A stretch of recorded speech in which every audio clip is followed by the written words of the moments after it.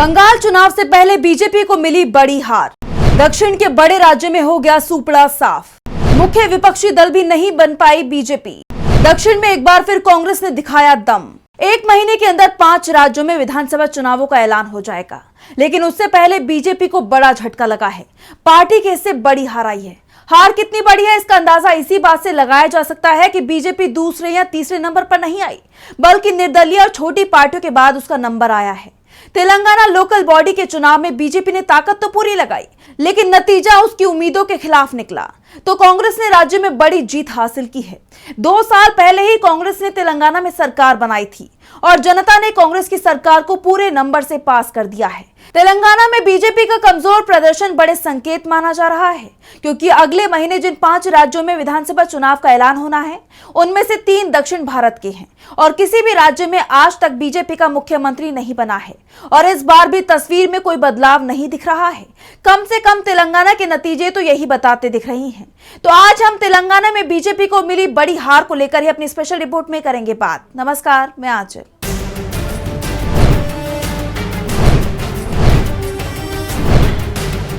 तेलंगाना के निकाय चुनाव के नतीजे सामने आ गए हैं। ये नतीजे इसलिए बेहद चौंकाने वाले माने जा रहे हैं क्योंकि इसमें बीजेपी को करारी हार का सामना करना पड़ा है। एक बात तो पहले से ही मानी जा रही थी कि चुनाव में कांग्रेस को जीत मिलेगी, लेकिन बीजेपी को इतनी बड़ी हार मिलेगी इसका अंदाजा तो उसके विरोधियों को भी नहीं था। 1.5 साल पहले ही लोकसभा चुनाव हुए थे, तब तेलंगाना की 17 सीटों में से बीजेपी ने 8 सीटें जीती थी। कांग्रेस को भी इतनी ही सीटें मिली थी, यानी मुकाबला बराबरी का रहा था। लेकिन 1.5 साल बाद सियासी तस्वीर पूरी तरह से पलट गई। 117 नगर पालिका और 7 नगर निगम के लिए हुए चुनाव में कांग्रेस ने सुपड़ा साफ कर दिया है। इन 123 निकायों की 2995 वार्ड के चुनाव नतीजे घोषित हुए हैं, जिनमें से कांग्रेस को 1537, बीआरएस को 781, बीजेपी को 336 और निर्दलीय व अन्य के खाते में 441 सीटें गई हैं। अब अगर चुनाव नतीजों को देखें तो बीजेपी का नंबर निर्दलीय और अन्य के बाद आता है। हम अगर 2020 में हुए निकाय चुनावों से इस बार के नतीजों की तुलना करें तो एक बात तो साफ है कि कांग्रेस को चुनाव में जबरदस्त सफलता मिली है। 2020 के निकाय चुनाव में कांग्रेस को सिर्फ 569 वार्ड में जीत मिली थी, जो इस बार बढ़कर 1537 हो गई, यानी करीब 3 गुना ज्यादा सीट कांग्रेस को मिली है। जबकि बीजेपी, जिसे 2020 में 293 वार्डों में जीत मिली थी, इस बार उसमें 42 सीटों की बढ़ोतरी हुई है और वो 335 वार्ड ही जीत पाई। सबसे ज्यादा नुकसान बीआरएस को हुआ है, जिसे 2020 में 1686 सीटें मिली थी, जो इस बार घटकर मात्र 781 रह गई। वैसे एक बात हम और बता दें कि 2020 में जब तेलंगाना में निकाय चुनाव हुए, उस वक्त बीआरएस की ही राज्य में सरकार थी, लेकिन 2023 के विधानसभा चुनाव में मिली हार के बाद वो लगातार कमजोर होती दिखाई दे रही है। ये बात तो सीटों की हो गई।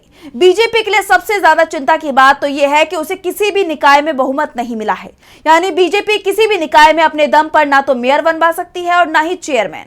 जबकि बीजेपी के नेता लोकसभा चुनाव के बाद दावा कर रहे थे कि अब तेलंगाना में अगली सरकार बीजेपी बनाएगी, लेकिन विधानसभा चुनाव के नतीजों ने बीजेपी के सपनों पर पानी फेर दिया है। जिन 123 निकायों में चुनाव हुए हैं, उसमें से 90 निकायों में कांग्रेस को या तो बहुमत मिल गया है या वो आसानी से बहुमत का आंकड़ा पार करती हुई दिखाई दे रही है। दूसरे नंबर पर बीआरएस है, जो 15 निकायों में बहुमत के पार पहुंच गई है। 18 निकायों में किसी के पास बहुमत नहीं है। बीजेपी सिर्फ 2 नगर निगम में सबसे बड़ी पार्टी बनी है, लेकिन ना तो वो किसी निकाय में बहुमत के पार पहुंच पाई है और ना ही किसी निगम में इस तरह की स्थिति बनती दिखाई दे रही है। अब अगर बीजेपी बीआरएस और एआईएमआईएम के साथ गठबंधन कर लेती है तो जरूर उसे 2-3 निकाय में कामयाबी मिल सकती है, नहीं तो तेलंगाना में बीजेपी के लिए किसी भी नगर पालिका में अपना चेयरमैन बनवा पाना मुश्किल दिख रहा है।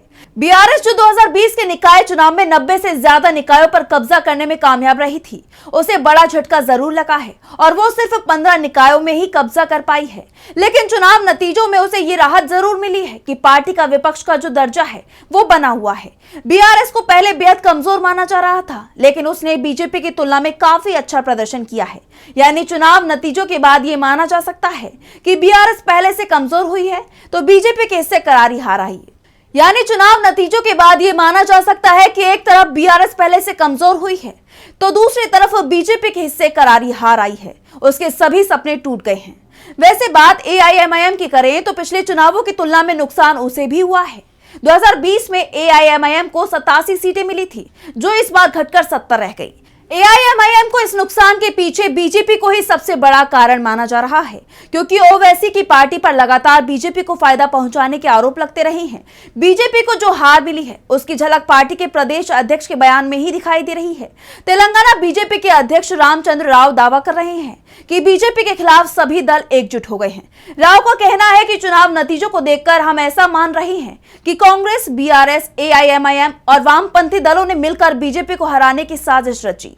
बीजेपी अध्यक्ष जो दावा कर रहे हैं उस पर बीजेपी के नेताओं को ही भरोसा नहीं हो रहा है, क्योंकि बीआरएस और एआईएमआईएम को लेकर बीजेपी पर ही आरोप लगते आ रहे हैं कि उसका इनके साथ पर्दे के पीछे गठबंधन है और इस गठबंधन की झलक जल्द ही दिखने वाली भी है, क्योंकि करीब 1 दर्जन निकायों में इन दलों का तभी कब्जा हो जाएगा जब ये कांग्रेस को रोकने के लिए एक साथ आए।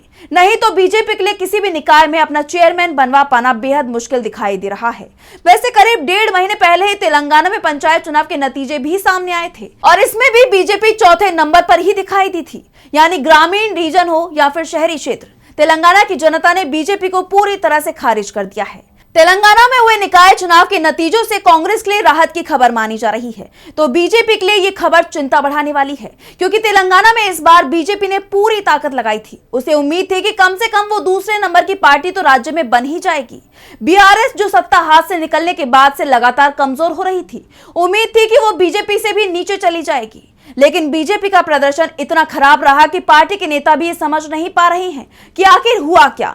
वैसे एक सवाल ईवीएम को लेकर भी उठ रहा है। 2020 में तेलंगाना में हुए नगर निगम चुनावों में ईवीएम का इस्तेमाल किया गया था, लेकिन इस बार राज्य निर्वाचन आयोग ने सभी जगह बैलेट पेपर से चुनाव कराए, जिसमें कांग्रेस को बड़ी जीत मिली है। चुनाव नतीजों के इस ट्रेंड से एक बात तो साफ है कि 2 साल बाद भी तेलंगाना में कांग्रेस का असर कायम ही नहीं है, बल्कि उसकी लोकप्रियता में बढ़ोतरी भी देखी जा रही है। शहरी इलाकों में बीजेपी उसका मुकाबला नहीं कर पा रही है, तो ग्रामीण क्षेत्र में बीआरएस पर भी कांग्रेस भारी पड़ रही है।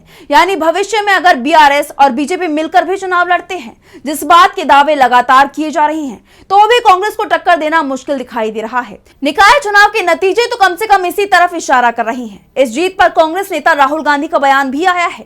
राहुल ने एक्स पर पोस्ट किया है कि तेलंगाना लोकल बॉडी चुनावों में मिली जीत कांग्रेस सरकार की जन केंद्रित नीतियों पर जनता की मोहर है, जो सामाजिक न्याय, गरिमा और समावेशी विकास पर आधारित है। हर कांग्रेस कार्यकर्ता और नेता को दिल से धन्यवाद। ये जीत आपकी है और तेलंगाना की जनता की है। हमारा प्रज्वला तेलंगाना का विजन अटल है, जहां प्रगति हर परिवार तक पहुंचे। तेलंगाना के चुनाव नतीजों से साफ है कि दक्षिण का किला भेद पाना अभी भी बीजेपी के लिए मुश्किल बना हुआ है। वैसे भी तमिलनाडु और केरल, जिन 2 बड़े राज्यों में अगले महीने विधानसभा चुनाव का ऐलान होने वाला है, वहां को लेकर जो पहले से ही ग्राउंड रिपोर्ट सामने आ रही है, वो बीजेपी को डराने वाली है। बीजेपी इन राज्यों में सीटों के मामले में खाता भी खोल पाएगी, इस पर भी सवाल उठ रहे हैं। इसकी झलक तेलंगाना पहले ही दिखा चुका है। तो फिलहाल स्पेशल रिपोर्ट में बस इतना ही। वीडियो पसंद आया तो लाइक करें, साथ ही हमारे चैनल को सब्सक्राइब करें। नमस्कार।